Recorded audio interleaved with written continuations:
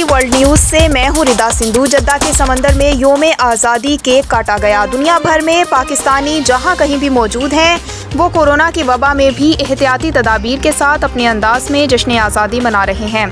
जद्दा में मौजूद पाकिस्तानी ड्राइवर याहिया इशफाक ने मुनफरिद अंदाज में योम आज़ादी मनाया।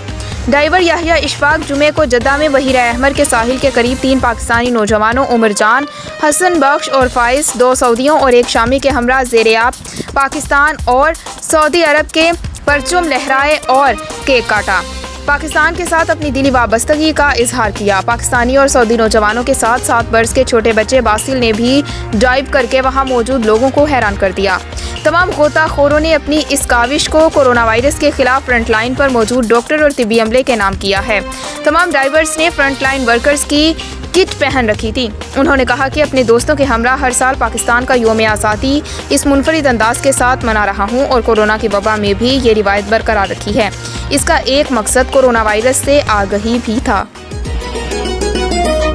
यहाँ खेत भी है, खलियान भी है, यहाँ खेत भी है, खलियान भी है, यहाँ सहरा जंगल और मैदान, यहाँ सहरा जंगल और मैदान। मेरा प्यारा पाकिस्तान,